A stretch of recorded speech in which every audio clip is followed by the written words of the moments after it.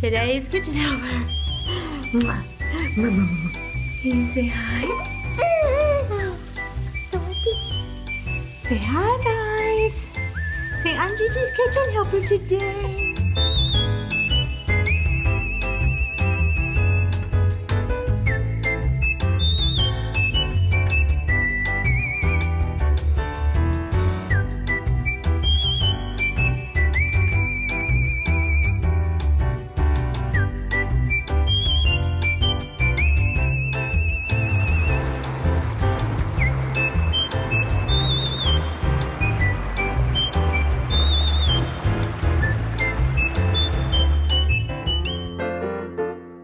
Well, hello everyone. Welcome back. I'm going to show you in this video some things we've been eating around here. Got some new recipes to show you this time. Some really easy things, but really delicious things. And I hope you find some inspiration today. All right. I am starting with a little olive oil in my skillet here, and I am just sauteing together some mushrooms and some onions. This meal was so good, and I don't know why I hadn't had this idea to do this before, but I had gotten out from my freezer a 2-pack of cubed steak, and here they are. And instead of just frying them up as whole pieces, I decided to make cubed steak bites. So I just took my cubed steak and cubed it in another way, and just made sort of, I don't know, bite-sized pieces. I tried to get them as similar in size as I could. But I just thought, you know what, let's do something different. And so I've done steak bites before. I like to make the copycats, what we like to get at the state fair, which is like the steak bites with the mushrooms and like a garlic mashed potato, and then they do onions on top. So good. But I've never done this with cube steak.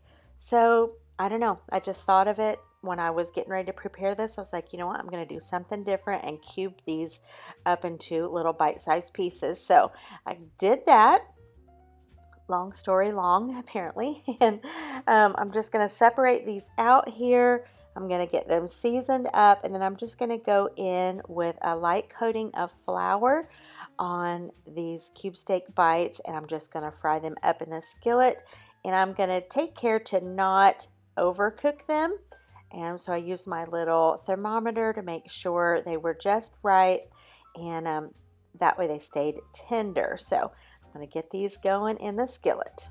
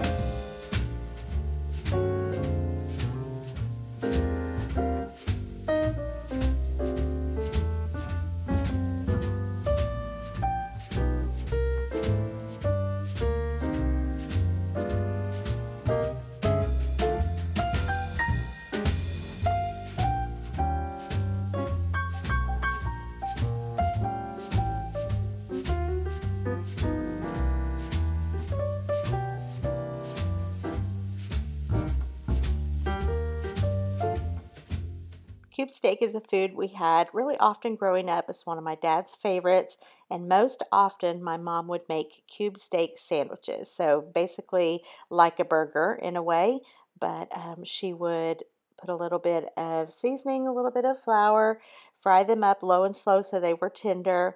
And then our grocery store had some deli buns that were a little bit sweeter, and you had to slice them open yourself. Those were the buns that she would buy, and we would just do like mayonnaise, lettuce, tomato usually.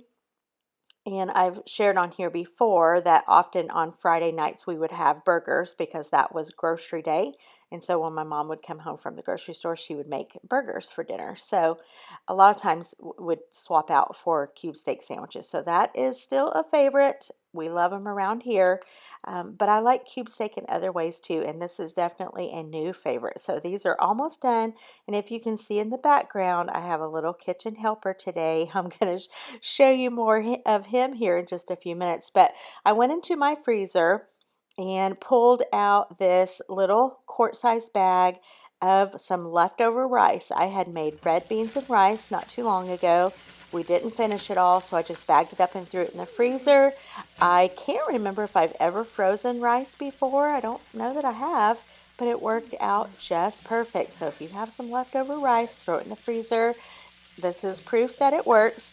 I just put that in my skillet, brought it to temperature, used that as my base to serve the cube steak bites, mushrooms, and onions over. And then we had some leftover green beans and potatoes that I just reheated. Like I said, this was delicious. James and I both loved it. I put a drizzle of A1 sauce on mine. So, so good. Now, look at this adorable baby. This is our youngest grandson. We have 6 grandsons if you're new around here, and this is the baby. Not for long because we have another baby due here anytime, but we don't know if that one's going to be a boy or a girl, so we will see. But look how sweet this baby is. Gigi Oh sure my loved goodness. having Who's trying him to in the get that kitchen camera? today. Who Just is the doing that? sweetest, precious Who is baby doing ever. that? Is that Conrad? Are you getting that baby? Oh my goodness. And your pancake, a baker's man. Bake me a cake as fast as you can. Roll it up, roll it up, throw it in the baby.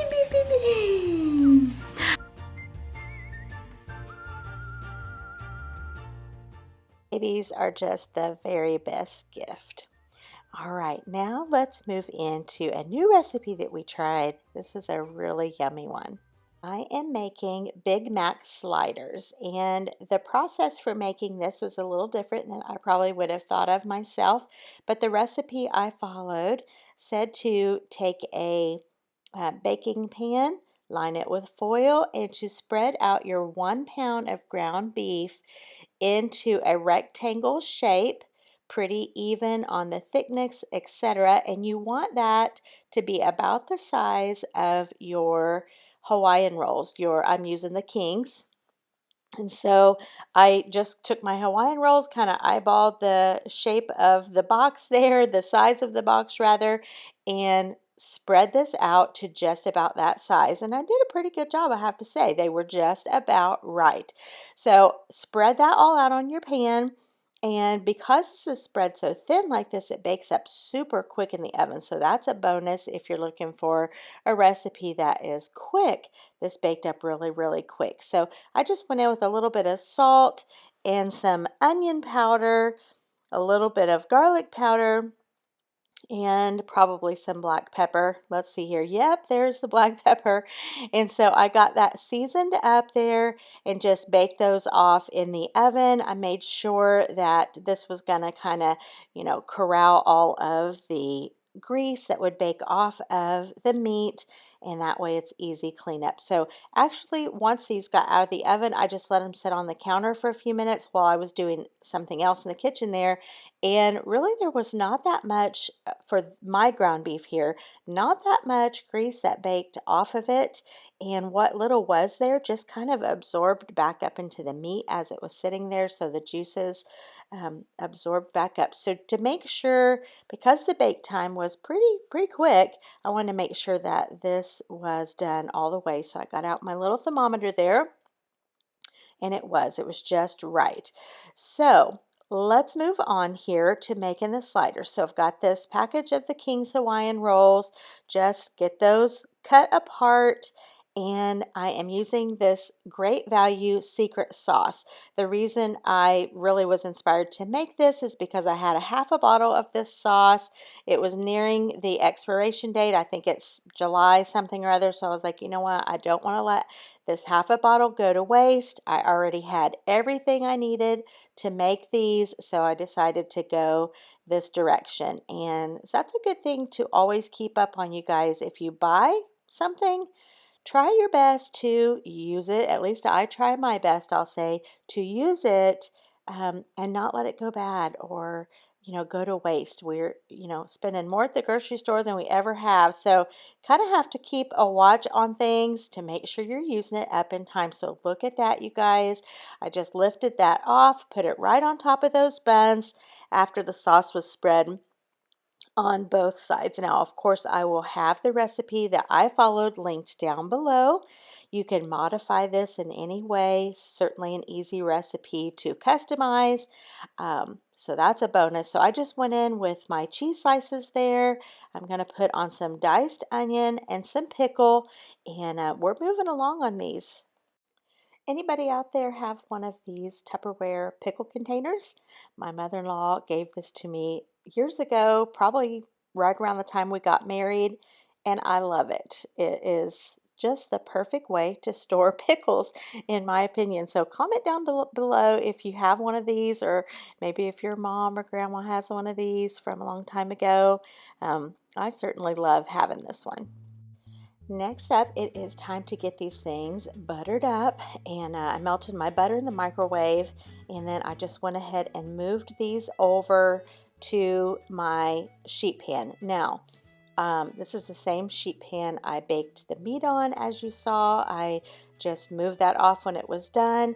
Went ahead and put my fries. I wanted to do some similar fries to McDonald's since we're doing Big Macs, so I did those little shoestring fries, and the bake time was close to being done, but I only had to put these sliders in the oven for a few minutes to heat through. So I just pulled those out, added the sliders on, put the butter all over top, and then went in with these sesame seeds. You have to have a sesame seed bun if you are having a Big Mac. So I got that all covered, then stuck this back in the oven for just a few minutes, and actually mine got a little toastier than I would have preferred. I don't really know why on that.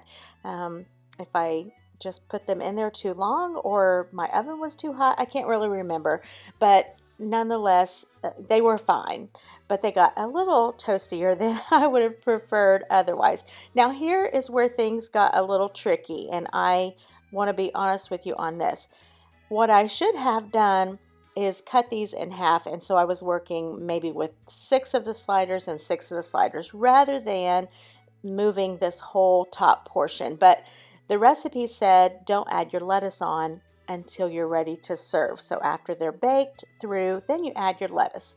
Well, you can see here that just was not very easy to get the lid off of these things. So I did, and it was fine. All's well that ends well, but I probably should have just cut these sliders in half and worked with 6 and 6. It would have been much easier to take the bun off. But we got it done. It wasn't pretty. It wasn't very easy, but we got it done. And honestly, we didn't lose too many sesame seeds in the process. So next time around, if I make these again, which I probably will, these were so good, I would do that portion different. But you definitely want to put the lettuce on at the end there so it's crunchy when you are eating it. Not crunchy, but you know what I mean. If you baked it, it wouldn't have any crunch to it at all. So look at these. So good. It definitely had that Big Mac taste, but just in a little slider form. And I love sliders. I've had a lot of slider recipes on my channel here, and I just love them. This was great, and I highly recommend making this one. Good morning, everyone. I am putting this in the crock pot. I said on the last, recently on a video that we got our freezer full of beef again. We had a cow processed, and so glad to have fresh beef again. You probably hear my air fryer in the background. But I'm getting this in the crock pot this morning. We haven't had a roast in a while, and James has been mentioning for several weeks, you got to make a roast. So this is a little one, a thin one. It'll be perfect for the 2 of us. So I'm gonna get this in the crock pot. I'm doing traditional tonight. roast carrots, and I'm going to do a brown gravy on it. So since I'm doing a traditional one with just like a brown gravy, I'm going to cook this with some garlic. Pour a little bit of that in. And then I'm just going to do salt and pepper.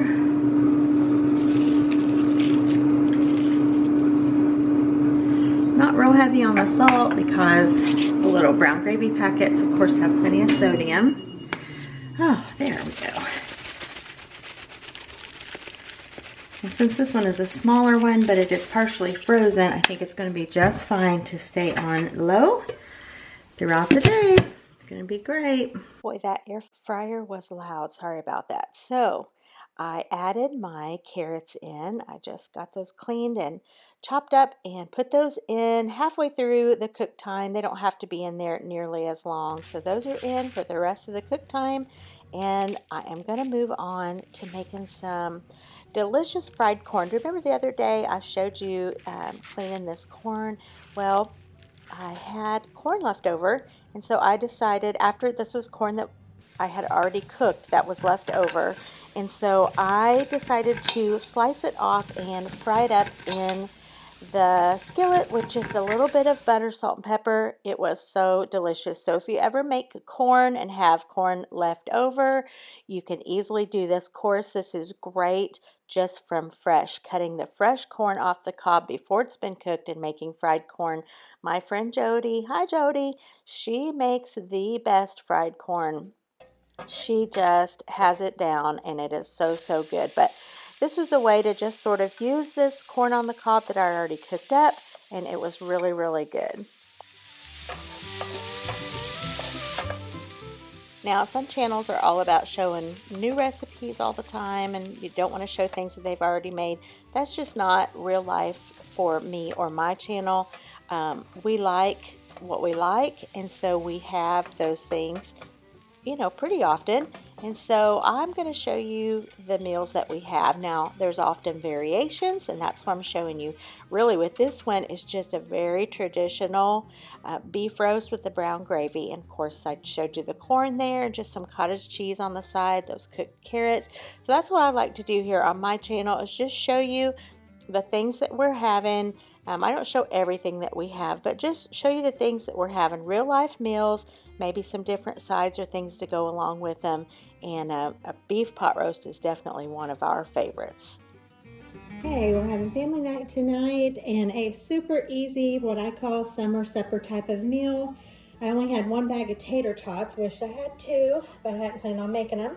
So to this other end of the pan, I just did some potato wedges, did olive oil, a couple different kinds of seasonings, and these will all bake together.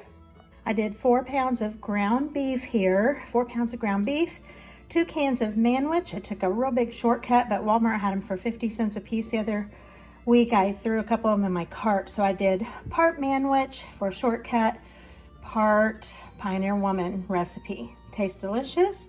That's what counts. So we're gonna have some sloppy joes, tater tots, mac and cheese, and then for dessert, strawberry shortcake, and then I'm doing a little appetizer type of snack to go with it. I'll show you that in just a second. Okay, and here is my little appetizer that I'm doing. It's this pepper jelly over cream cheese. So this one's from Trader Joe's, hot sweet pepper jelly. It's really good. We've had this before from there and made it with this as well. And then I'm just serving it with some vegetable Ritz crackers, regular Ritz crackers, and I have some of these Southwest seasoned Dots pretzels. So I'll put all of those out along with this, and that'll be yummy to snack on too. An easy, quick little appetizer. Just pour that spicy jelly over top of the cream cheese, and you are good to go. So that one is always a great one. Now the last thing I'm going to show you are these Mississippi meatballs. So it's basically a variation of all of the Mississippi style recipes that you can do. The Mississippi roast, Mississippi chicken. This one's meatballs. So you got the meatballs, the pepper rings, the au jus, the ranch, and some butter. And so I made this and took it to church, so I don't have the end result picture to show you, but use your imaginations with me. We just put the meatballs into the crock pot. I usually use a liner. You sprinkle on your 2 packets of seasoning. So you got your ranch and your au jus, and then instead of using the pepperoncinis or the whole peppers, or I just use, to me they're almost one and the same. Not a big difference. You're getting pretty much the same style of flavor. And I just think the rings are better on account of they're already in rings. So you don't have to take off the stem, or you don't have a whole pepper that you're cutting or whatever.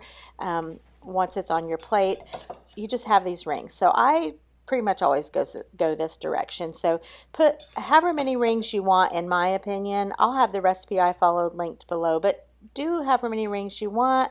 Pour in a little bit of the juice, and then you top it with butter. So again, make sure you look down below if you're interested in this recipe. I'll have it linked.